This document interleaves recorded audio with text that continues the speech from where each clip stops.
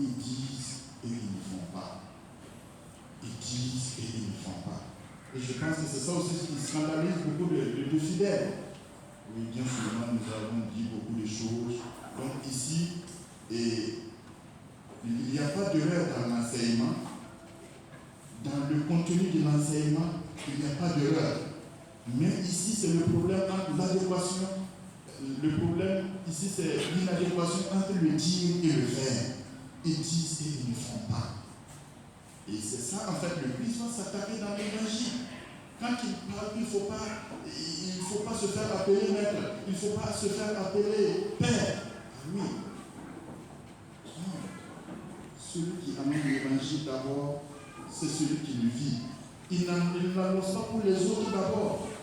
L'évangile, la parole de Dieu, c'est pour celui qui l'annonce d'abord. C'est pour le prêtre d'abord. Ce n'est pas. Et ensuite pour les autres.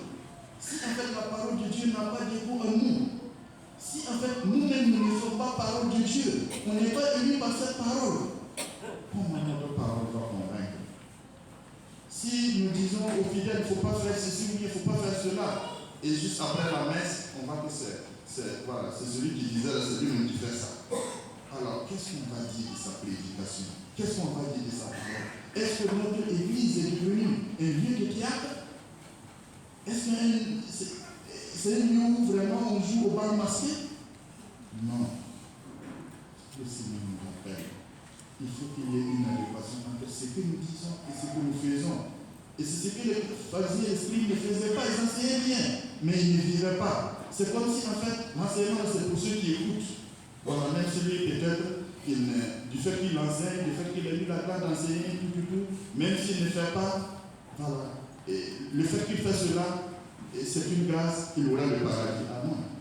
Paul Saint Paul avait compris ça dans une lettre qui disait que à lui faire attention pour ne pas montrer le chemin et puis après être mis à la bande des touches.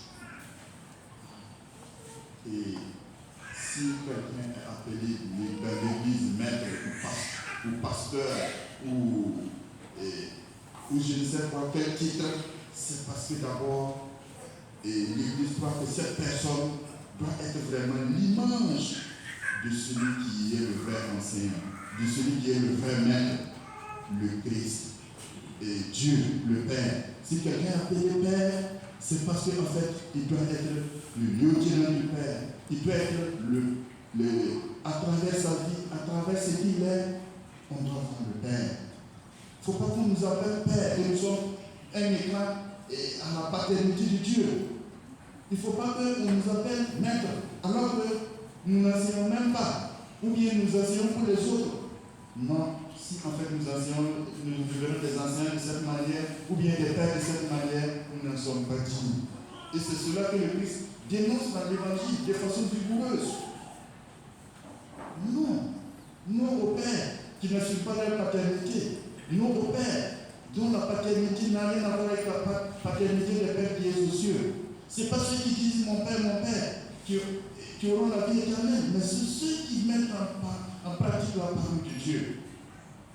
Mes frères et sœurs, c'est souvent pas facile de vivre ce qu'on enseigne, mais c'est ce que le Christ nous demande en ces jours.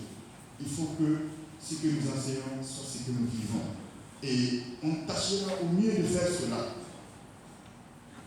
Et maintenant, je voulais parler de la